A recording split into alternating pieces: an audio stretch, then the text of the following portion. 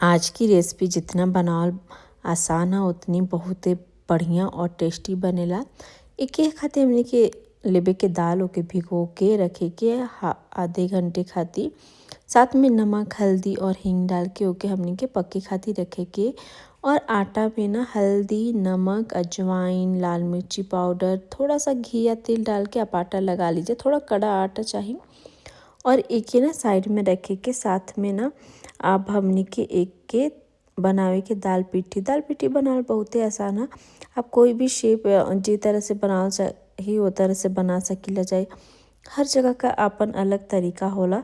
ये हमारी घर का तरीका है, हर घर में अलग सेम चीज़ अलग तरीका से बनेला। था वो थोड़ा डिफरेंट सबका अपन एक रेसिपी होला। अच्छा हमारी घरे ना एमा तड़का दिहल जाला। तड़का देला की वजह से ना एक टेस्ट बहुत ही बढ़िया लागेला। और अक्सर हमारे घरे ना गर्मी के दिनों में ज़्यादा बनेला। एक गर्मी के दिनों में ना छत पे जाके बैठ के खाए में बहुत ही बढ़िया लागेला। बचपन में हमने के ना ऐसे ही जब भी बन जाओ तो छत पे ले जाके खाई जा।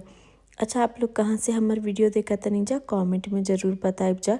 वीडियो अगर थोड़ा सा भी अच्छा लगी ना तो वो हमके ज़रूर बताइब जा कमेंट में। और हम तो यूपी के बनारस से के गाजीपुर से हैं। आप लोग कहाँ से हमारा वीडियो देखा तनी जा वो ज़रूर बताइब जा हमके कमेंट में। थोड़ा सा भी अच्छा लगी वीडियो ना तो एक लाइक कर देव जा, चाहे आप यूट्यूब पे देखा तनी जा या फिर इंस्टाग्राम पे। और इंस्टाग्राम पे देखा तनी जा तो प्लीज़ फॉलो भी कर लेव जा, ऐसे ही भोजपुरी में रेसिपी देखे खातिर। और तड़का के हमने के गर्मा गर्म डाले के दाल पिट्ठी के ऊपर दाल में का दुल्हा जे के कहल जाला ओकरी ऊपर। और एक ना प्याज और लाल मिर्ची के अचार के साथ में खा के देखब जा बढ़िया।